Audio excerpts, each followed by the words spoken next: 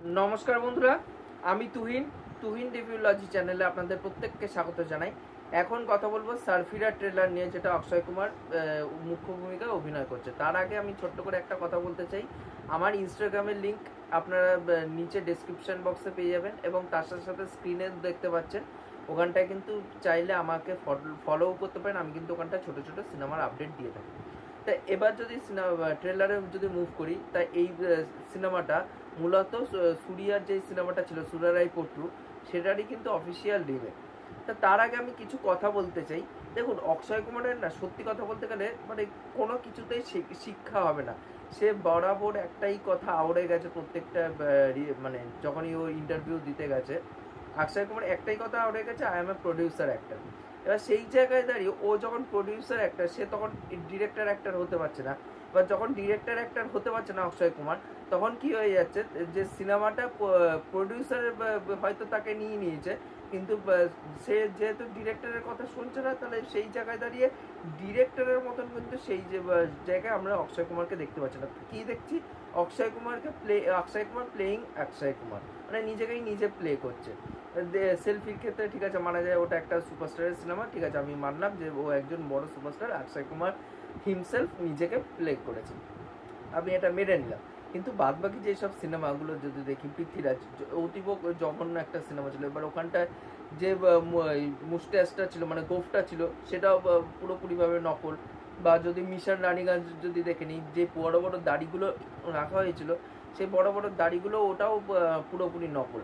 তাহলে কি হচ্ছে যে একটা চরিত্রের জন্য সে কাটছে না। যে পৃথ্বীরাজ যখন সিনেমাটা করেছিল, তা পৃথ্বীরাজ চৌহানের মতন সে যে হবে, সেটা আমরা দেখতেই পাইনি স্ক্রিনে। দেখে মনে হচ্ছে অক্ষয় কুমার নিজেকেই প্লে করছে। তো এই যে এত কিছু হয়ে যাওয়ার পর, সিনেমা এত ফ্লপ দেওয়ার পরও কিন্তু সে সিনেমা পাচ্ছে, কারণ সে প্রডিউসার অ্যাক্টার বলে। এবার দেখুন, প্রডিউসার অ্যাক্টার হচ্ছে সব কিছু ঠিক আছে, কিন্তু নিজেকে যে ভালো করে মেলে ধরি বা কিছু, সেটা কিন্তু সে করছে না। যার জন্য পরের পর সিনেমা তার ফ্লপ খেয়ে যাচ্ছে। সে ভাববে যে হ্যাঁ, আমি কেন ফ্লপ হচ্ছে আমার সিনেমাটা, আমি কয়েক বছর ছুটি নিই, ভাবি। যেরকম আমির খান, যেরকম এই লাল সিং চাড্ডা সিনেমাটা ফ্লপ খেলো, ব্রেক নিল। সিতারে জামিন পার বলে যে সিনেমাটা হবে, র্যাপ আপ হয়ে গেছে ওই সিনেমাটা। এবার সিতারে জামিন পার যেই সিনেমাটা করবে, সেটা আমির খান নিজে করতে চায়নি। এবার অন্যান্য মানে আমির খান প্রথমে নিজে করতে চেয়েছিল, বাট পরবর্তীকালে যখন এই সিনেমাটা মানে ফরেস্ট গাম্পের রিমেক ছিল, সেটা যখন ফ্লপ খেয়েছে, ফ্লপ খাওয়ার পর সে ভাবলো যে সিতারে জামিন পর যেহেতু এটা একটা রিমেক সিনেমা, তার জন্য এটা আমি কিছুদিন ওয়েট করি, অন্য কাউকে কাস্ট করার চেষ্টা করি। সে কিন্তু বরাবর অন্যান্য স্টারদের কাছে গেছে, তাদেরকে মানে কনভিন্স করার চেষ্টা করছে, কেউ রাজি হয়নি। পরবর্তীকালে সে নিজে এই সিনেমাতে অভিনয় করছে। এবার সেই জায়গায় দাঁড়িয়ে আমির খানও তো কিছুদিন বসে অপেক্ষা করে, ওয়েট করে, ভাবে কিছু না কিছু। সেটা আমির খানের মধ্যে আছে। বা শাহরুখ খান 3-4 বছর পুরোপুরিভাবে গায়েব হয়ে গেল যখন জিরো ফ্লপ খেলো। অক্ষয় কুমারের সেই জিনিসটা আমরা দেখতেই পাই না। অক্ষয় কুমার, হ্যাঁ ভাই, আমার 10-12টা সিনেমা এক মাসেই রিলিজ করবে। এই তো কিছুদিন আগে বড়ে মিয়া ছোটে মিয়া রিলিজ করলো, সেটা একদম ডিজাস্টার, মানে বলিউডের ইতিহাসে সব থেকে ডিজাস্টার সিনেমা। আমি সিনেমাটা দেখেছি, অতীব জঘন্য সিনেমা আমার, যার জন্য রিভিউ করতে আর ইচ্ছা করলো না। আমি ওটিটিতে আসার পর দেখেছি যদিও বা, সে যাই হোক। এবার তারপরে কি হচ্ছে যে তার সারফিরা আসছে। সারফিরার পর তারপরেই আবার কি আসছে, 15ই আগস্টে খেল খেল মে সিনেমাটা আসছে। এই যে জুলাই মাসে সারফিরা, আগস্ট মাসে তার খেল খেল মে সিনেমা, এই যে 1 মাসের ব্যবধানে আরেকটা সিনেমা চলে আসা, এর জন্য অ্যান্টিসিপেশন অক্ষয় কুমারের সিনেমা কিন্তু তৈরি হচ্ছে না। যার জন্য কিন্তু অক্ষয় কুমারের সিনেমা দেখতে ভালো লাগছে না। এইটা হচ্ছে মানে অক্ষয় কুমার কি করছে সেইটাকে নিয়ে আমি মানে একটা মানে ভিডিও আমি করলাম। মানে আমি ট্রেলারটা রিভিউ করব কি, অক্ষয় কুমার যেসব জিনিস করছে, সত্যি কথা বলতে গেলে এখন মানে মাথা গরম হয়ে যাচ্ছে। কারণ অক্ষয় কুমারই কিন্তু এমনই একজন অভিনেতা, যে আমাদের ছোটবেলাটা কিন্তু মাতিয়ে রেখেছিল। আমি কিন্তু এটা একদমই অস্বীকার করতে পারবো না। তার যেসব সিনেমা দেখেছি, হেরাফেরি বলুন, তারপর হচ্ছে খাট্টা মিঠা বলুন, এই টাইপের যতগুলো সিনেমা করেছে, প্রিয়া দার্শনের সাথে তার যে কম্বিনেশনটা, সেটা সত্যি অনবদ্য। দের দানাদান বলুন, গরম মশালা বলুন, এই টাইপের সিনেমা সত্যি আমাদের ছোটোবেলাটা মানে মাতিয়ে রেখেছিল। এখন আমি সিনেমাগুলো চালিয়ে দেখি, বা মিম কালচারে যখন জিনিসগুলো দেখি, দেখতে ভালো লাগে। বাট অক্ষয় কুমার যে কিন্তু এখন প্রচণ্ড খারাপ করছে। আমার সারফিরা সিনেমাটাও হিট হবে কিনা আমার যথেষ্ট সন্দেহ আছে। বা যখন 15 আগস্টে খেল খেলমে সিনেমাটা রিলিজ হবে কি সেটা নিয়েও আমার মানে সেটাও হিট হবে কিনা আমার সেটা নিয়েও সন্দেহ হচ্ছে, কারণ তার একের পর পর পর পর পর পর সিনেমার লাইন আপ, মানে একটা ফ্লপ যাচ্ছে মানুষে ভাবে তা না, ও করেই যাচ্ছে পরের পর দিয়ে দানাদার সিনেমা, মানে এইগুলো সত্যি খুব খারাপ করেছে। তাই এবার যদি ট্রেলারে আসি, সারফিরা ট্রেলার, তাই এটা সুরা রায় পটুর রিমেক। তা এখানটায় সুরিয়াকে আমরা মুখ্য ভূমিকায় দেখেছিলাম, এটা তামিল সিনেমা সুরা রায় পটু, তা ওটারই রিমেক। তা আমার পার্সোনালি সুরা রায় পটু দেখা হয়ে গেছিলো, এটা কিন্তু ডাইরেক্টলি ওটিটিতেই রিলিজ করেছিল প্রাইম ভিডিওতে সেই টাইমে।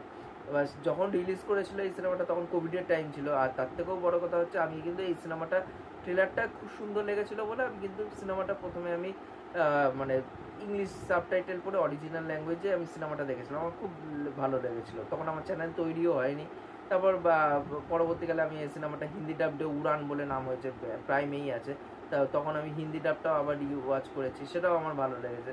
তা সেই জায়গায় দাঁড়িয়ে কিন্তু সুরিয়ার একটা স্ট্রং পারফরমেন্স কিন্তু সুরা রায় পটুর মধ্যে ছিল। এবার এখানটা কিন্তু অক্ষয় কুমারকে সত্যি বলছি কেন অনেকদিন পর অক্ষয় কুমারকে সত্যি ভালো লাগছে, এখানটা দেখে মনে হচ্ছে হ্যাঁ অক্ষয় কুমার অ্যাক্টিংয়ের দিক দিয়ে একটু এফর্ট দিয়েছে, কারণ এখানটা কিন্তু সুধা কাঙ্গারাই কিন্তু মেন ডিরেক্টর, যে তামিলের অরিজিনাল সিনেমা মানে ডিরেক্টর ছিল, তাই সেই কিন্তু এই সিনেমাটা ডিরেক্ট করছে। তা আমরা প্রত্যেকেই জানি যে এটা ডেকানেয়ার ভারতের যে মানে সত্য ঘটনা অবলম্বনেই সিনেমাটা তৈরি।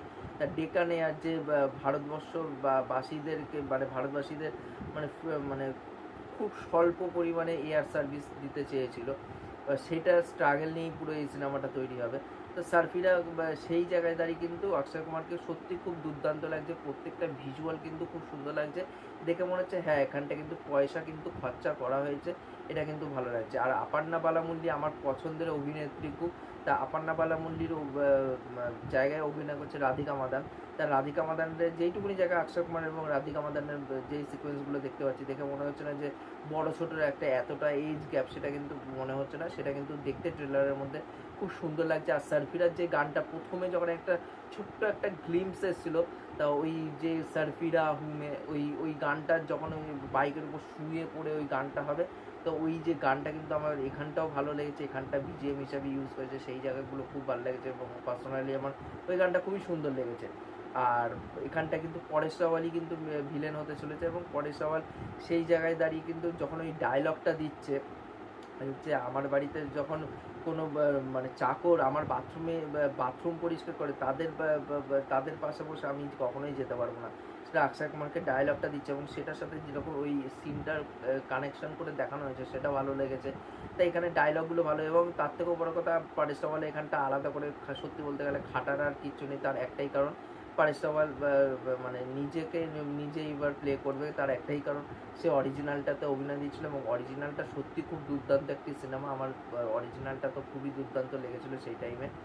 তা দেখা যাক এই সিনেমাটা কীরকম হয়, কারণ সুধা গঙ্গারা যেহেতু এটা ডিরেক্ট করছে অরিজিনাল ডিরেক্টর, তা আশা রাখবো সেও ভালোভাবে ডিরেকশান দেবে, এবং অক্ষয় কুমার তাকে হয়তো ভালো লাগছে আমার, সত্যি কথা বলতে গেলে অনেক দিন পর তার সিনেমা দেখার জন্য আমি একটু এক্সাইটেড হয়েছি। সালফিরা মানে আমার ট্রেলারটা সত্যি খুব সুন্দর লেগেছে, যার জন্য আমার মনে হচ্ছে হ্যাঁ এটা একটু অনেক হলে গিয়ে রিমেক হওয়া সত্ত্বেও আমি দেখতে চাই যে অক্ষয় কুমারের মেন হচ্ছে অক্ষয় কুমারের পারফরমেন্সটা আমি দেখতে চাই।